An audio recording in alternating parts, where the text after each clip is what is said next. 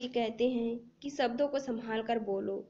यद्यपि शब्द के हाथ पैर नहीं होते, फिर भी एक शब्द औषधि का काम करता है तो दूसरा शब्द विष का काम करता है। यदि मनुष्य अच्छी तरह सोच समझकर तथा विचार पूर्वक बोले तो एक एक बात ऐसी होती है जिसकी कीमत चुकाई नहीं जा सकती। विचार पूर्वक कही गई प्रिय वाणी के समान कोई धन नहीं है। एक व्यक्ति 4 वर्ष के उम्र में ही बोलना सीख जाता है, लेकिन वही 40 साल तक बोलकर भी चुप रहना नहीं सीख पाता है। 4 घंटा लगातार बोलना बहुत ही सरल है, लेकिन 40 मिनट मौन रहना बहुत ही कठिन। बोलना अगर चांदी है तो मौन रहना सोना है।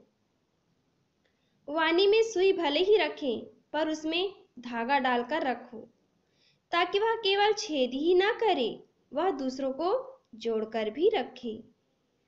कब बोलना है, कहाँ बोलना है और कितना बोलना है, इसका भी ध्यान रखना है।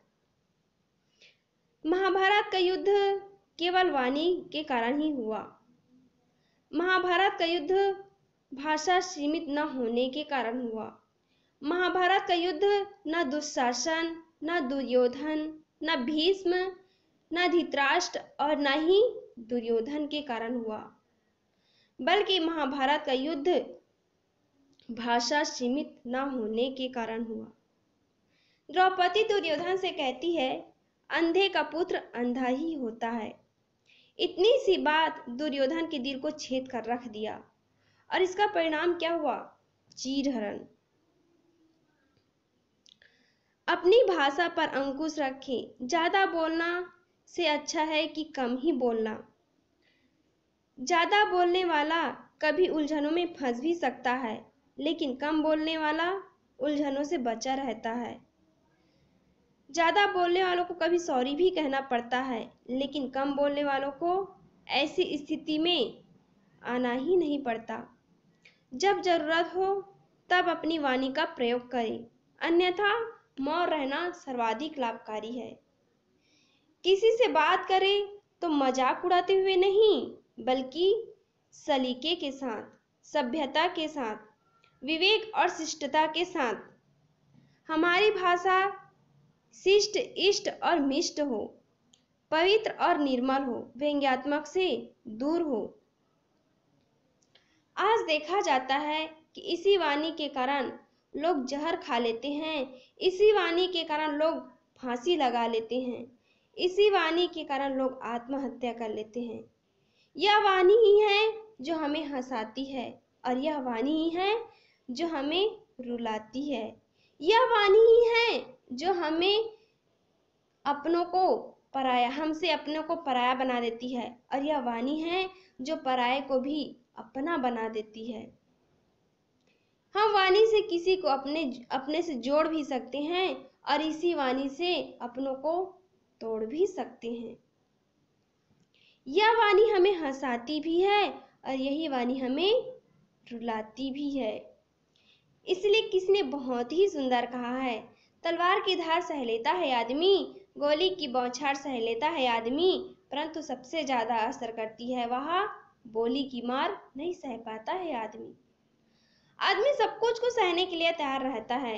यदि किसी को गोली लग जाए तो वह भी 2-4 महीने में या साल भर में दवाई, मलहम, पट्टी, इंजेक्शन से ठीक हो जाता है। और यदि किसी को चाकू लग जाए या किसी का शरीर कट जाए, फट जाए, तो वह भी 2-4 महीने या साल भर में दवाई, मलहम, इंजेक्शन, पट्टी से ठीक हो जाता है। लेकिन यदि किसी को बोली की मार पड़ी हुई हो तो वह 2-4 महीने क्या 2-4 साल बीत जाने पर भी लोग उसे भूल नहीं पाते हैं। लोग यही कहते हैं कि मैं सब कुछ भूल सकता हूँ, लेकिन उस व्यक्ति को कभी नहीं भूल सकता जो मुझे गाली दिए हैं या सबके सामने मेरा अपमान किए हैं। मैं ऐसे व्यक्ति को कभी नहीं भूल सकता हूँ। एक बार क्या हुआ कि एक महिला थी, उसके 2 देवर थे। तो वह उसका छोटा वाला देवर आता है और कहता है कानी भाभी पानी दो। तो वह महिला कहती है, तुमने मुझे कानी कहा, मैं तुम्हें पानी तो क्या खाली गिलास भी नहीं दूंगी। कुछ ही समय बाद उसका बड़ा वाला देवर आता है और वह कहता है, रानी भाभी पानी दो। वह कहती है, देवर जी तुमने मुझे रानी कहा, मैं तुम्हें पानी नहीं दूध दूंगी, और केवल दूध ही नहीं, दूध में बादाम घोलकर दूंगी। दोनों ने एक ही शब्द का प्रयोग किया, भाभी, और दोनों ने एक ही शब्द का प्रयोग किया, पानी। परंतु अंतर कहाँ पड़ गया? अंतर पड़ जाता है, पहला वाला कहता है, छोटा वाला कहता है कानी भाभी, और बड़ा वाला कहता है रानी भाभी।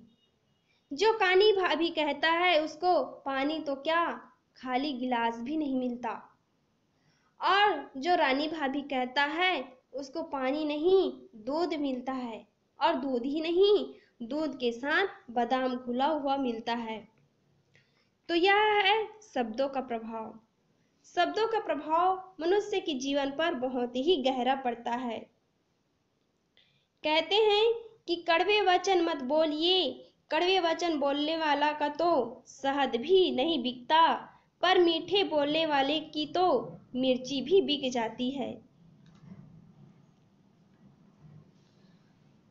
रिश्ते दिल में होने चाहिए, शब्दों में नहीं। नाराजगी शब्दों में होनी चाहिए, दिल में नहीं। तो हमारे जीवन में शब्दों का बहुत ही महत्व है। हम देखते हैं कि पशु पक्षी को वाणी नहीं मिली हुई है, वे अपने दुख दर्द पीड़ा नहीं बता सकते, उनके पास बोलने की शक्ति नहीं है। लेकिन मनुष्य के पास बोलने की शक्ति है, बोलने की कला है। वह अपना दुख तकलीफ सब कुछ बता सकता है, वह हंस सकता है, रो सकता है। लेकिन पशु पक्षी रो तो सकता है लेकिन हंस नहीं सकता है, बोल नहीं सकता है, अपनी पीड़ा सुना नहीं सकता है, अपनी दर्द सुना नहीं सकता है, अपनी खुशी बयान नहीं कर सकता है। लेकिन मनुष्य अपना सुख दुख हानि लाभ हंसी और खुशी सब कुछ बोल सकता है, हंस सकता है, रो सकता है।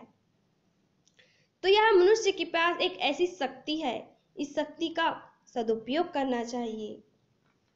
किसी ने बहुत ही सुंदर कहा है,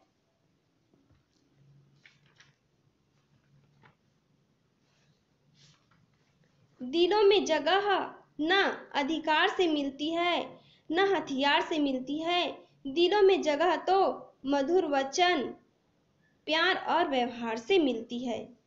यदि हम किसी के दिलों में जगह पाना चाहें तो हमें कुछ भी नहीं करना है, केवल प्यार और मीठी वाणी ही बोलना है। एक बार क्या हुआ कि दो पति पत्नी बैठे थे। पत्नी बोली, अजी सुनते हो मिर्ची किस मौसम में लगती है?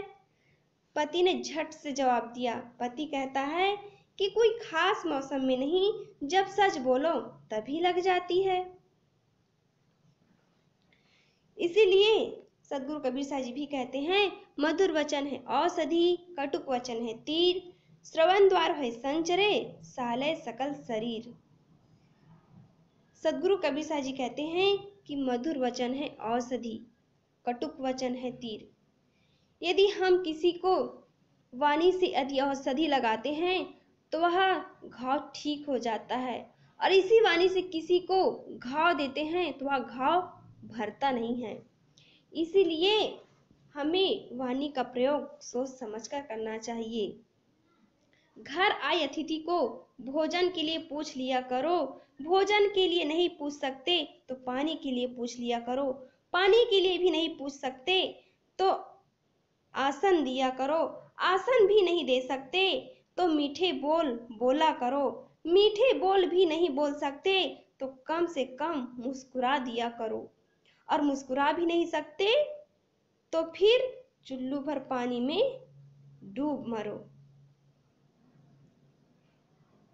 ऐसे महापुरुष कहते हैं। तो हमें अपनी वाणी को सुधार कर बोलना चाहिए, क्योंकि वाणी से हमें सुख मिलता है और दुख भी मिलता है।